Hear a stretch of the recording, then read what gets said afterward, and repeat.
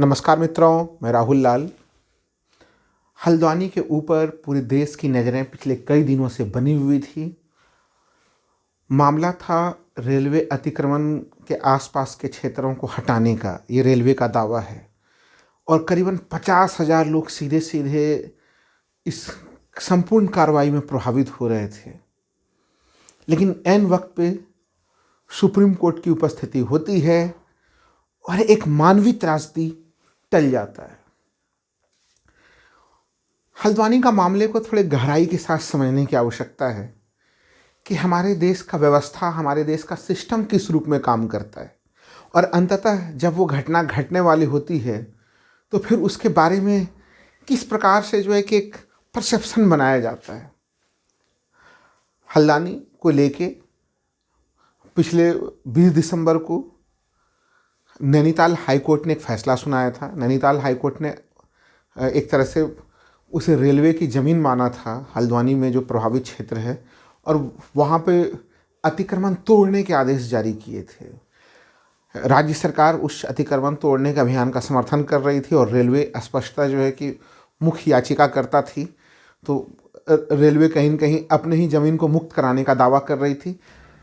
इस पूरे अभियान में जो मुख्य मामला क्या है, लगभग वहाँ पे जो पूरा अतिक्रमण से जो प्रभावित क्षेत्र है, अगर रेलवे के दावे को मानते हैं, या जो पूरा प्रभावित क्षेत्र है उसमें कम से कम 4400 मकान। नंबर 1, वहाँ पे एक आबादी कितने लोगों की? 50,000 लोगों की आबादी।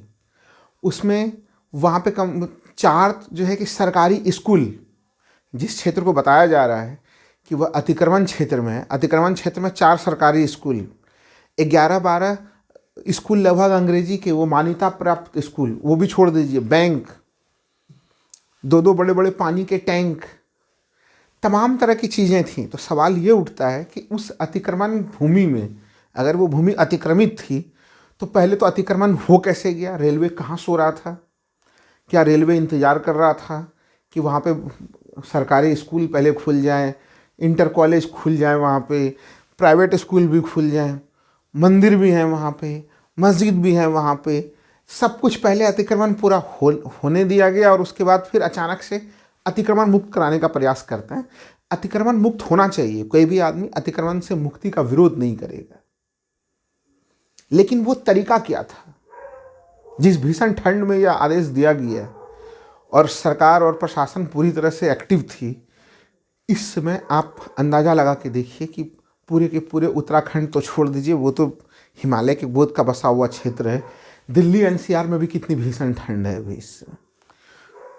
तो ऐसे स्थिति में हल्द्वानी के ठंड का मौसम को समझा जा सकता है और वहाँ के लोगों को अचानक से वो इस मनोविज्ञान में आए जब रेलवे ने अपने अखबारों में, वहाँ पे तमाम अखबारों में रेलवे ने विज्ञापन निकाले फुल पेज के कि आप अपने मकानों को खुद तोड़ दें और अन्यथा अगर रेलवे बुलडोज़र चलाएगी तो बुलडोज़र के खर्च भी रेलवे वसूल करेगी। यह संपूर्ण मामला 5 जनवरी को माननीय सर्वोच्च न्यायालय के समक्ष आया और वहाँ पे सर्वोच्च न्यायालय के सामने में सुप्रीम कोर्ट के समक्ष जब ये मामला आया, उसमें 3 बड़े बिंदु थे जो कि रेलवे ने और उत्तराखंड सरकार ने रखे। उनका एक तरह से स्पष्टता मामला था कि यह संपूर्ण ज़मीन रेलवे की ज़मीन है, अतिक्रमण को हटाना बहुत आवश्यक है। नंबर 1 पॉइंट पे उन्होंने रखा।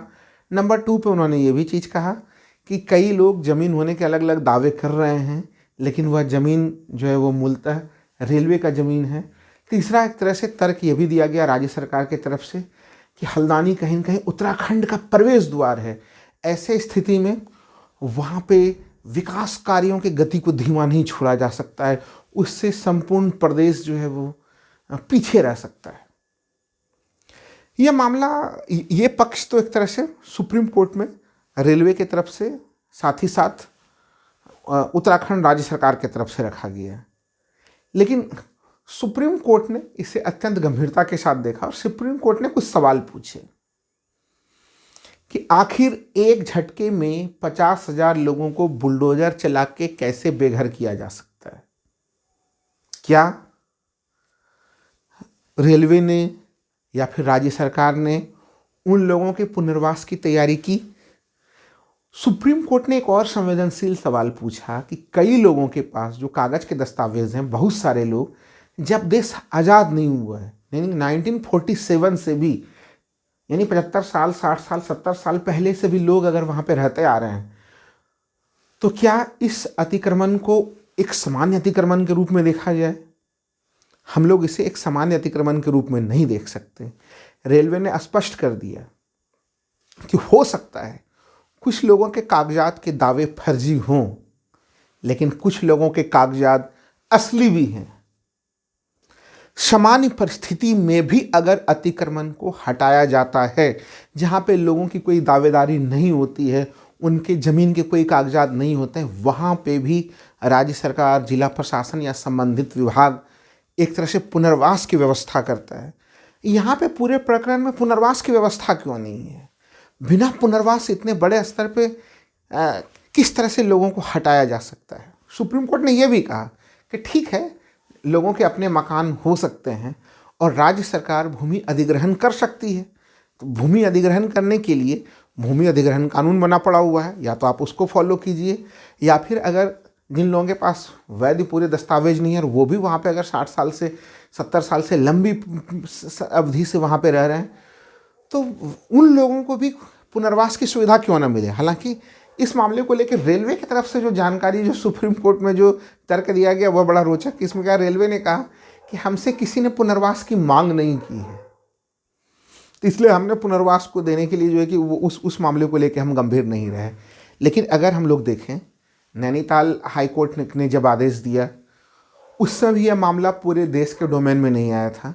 लेकिन जब रेलवे ने वहाँ पे हल्द्वानी के स्थानीय अखबारों में विज्ञापन निकलवाया और लोगों को एक तरह से डेडलाइन दिया गया कि आप इतने जनवरी तक जो है कि अपने स्ट्रक्चर्स को हटा लें, अन्यथा बल प्रयोग करके जो है कि उसको तोड़ दिया जाएगा और तोड़ने का हर्जाना भी आपसे वसूला जाएगा, तब अचानक से वहाँ के लोगों में बेचैनी छाई और लोगों ने धरना प्रदर्शन करना प्रारंभ किया। वहाँ की महिलाएं और बच्चे भी प्रदर्शन में शामिल हो गए। तो एक तरह से गांधीवादी तरीके से वहाँ पे हल्द्वानी में प्रदर्शन चला और उस प्रदर्शन के कारण पूरे देश दुनिया की नज़रें, ध्यान हल्द्वानी की तरफ गया।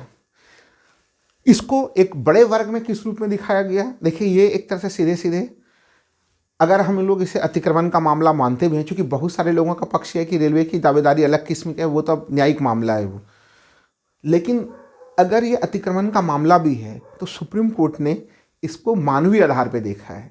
ये सबों की एक जिम्मेदारी होनी चाहिए कि आप इतने पुराने मामले पे अगर अतिक्रमण हटा रहे हैं तो फिर वहाँ पे पुनर्वास जैसे शब्द क्यों गायब हैं?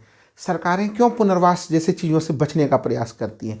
नहीं बच सकते, वो आपकी जिम्मेदारी है। हम लोग एक लोक कल्याणकारी राज्य में रह रहे हैं, हर क्षेत्र का विकास होना चाहिए और प्रत्येक लोगों को उसके हिस्से का पुनर्वास से संबंधित व्यवस्था की सुविधाएं भी उन्हें उपलब्ध होनी चाहिए। लेकिन जिस तरह से इसको, चूँकि वहाँ पे जो प्रभावित लोग थे बड़े संख्या में अल्पसंख्यक समुदाय के लोग भी थे, धरना प्रदर्शन करने के लिए जब वो आए, सड़कों पर महिलाएं आई, बच्चे आए, तो त्वरित तौर पे जो है कि इसकी तुलना शाहीन बाग से कर दी गई। शाहीन बाग का धरने प्रदर्शन से इसकी तुलना की गई, जबकि अगर हम लोग देखें तो शाहीन बाग का धरना प्रदर्शन के भी अपने कुछ उद्देश्य थे। हालांकि वो CA NRC के आंदोलन से संबंधित वो धरना प्रदर्शन था, लेकिन भारतीय संविधान लोगों को शांतिपूर्वक धरना प्रदर्शन की पूरी आज़ादी देता है। आर्टिकल 19 अगर आप देखेंगे तो वो वहाँ पे वो शांतिपूर्ण धरना प्रदर्शन की आज़ादी है। तो उसको एक गलत दृष्टिकोण से क्यों देखना? इस पूरे मामले को लेके कहीं न कहीं एक अलग परसेप्शन स्थापित करने का प्रयास किया जा रहा था, जबकि मूलभूत मुद्दा ये था, जब सुप्रीम कोर्ट में ये मामला पहुँचता है तो वहाँ पे कहीं न कहीं रेलवे और राज्य सरकार पुनर्वास के मामले पे घिरती हुई दिखी वहाँ पे। हालांकि इस मामले पे अगली सुनवाई 7 फरवरी को है। वर्तमान में 5 जनवरी को माननीय सुप्रीम कोर्ट ने नैनीताल हाई कोर्ट के आदेश के इस बुलडोजर चलाने वाले आदेश पर रोक लगा दी है। बाकी सारे आदेश क्रियान्वित हैं, यानी अब वहाँ पे विकास के कोई दूसरे आयाम नहीं होंगे, कोई नया स्ट्रक्चर अभी नहीं बनेगा। वो एक तरह से यथास्थिति बनाए रखने का आदेश दिया गया है। लेकिन अब भी कुछ मूल सवाल यूँ ही बने हुए हैं कि अगर अतिक्रमण इतने लंबे समय तक होता रहा तो तमाम सरकार के लोग कहाँ थे? अगर अतिक्रमणकारियों के घर टूटते हैं तो उन सरकारी बाबुओं के घर कब टूटेंगे? उनके घर बुलडोजर कब चलेंगे जो पैसे लेते हैं और इस तरह के तमाम चीज़ों को होने देते हैं? और सबसे महत्वपूर्ण सवाल तो ये कि आखिर सरकारी स्कूल, बैंक, तमाम तरह की चीज़ें अतिक्रमण वाले क्षेत्र में क्यों खुल जाती हैं? ये कुछ बड़े सवाल बने हुए हैं जिसके ऊपर ध्यान देने की ज़रूरत है। हालांकि इसमें ध्यानाकर्षण दूसरे मुद्दे की तरफ कराया जा रहा था।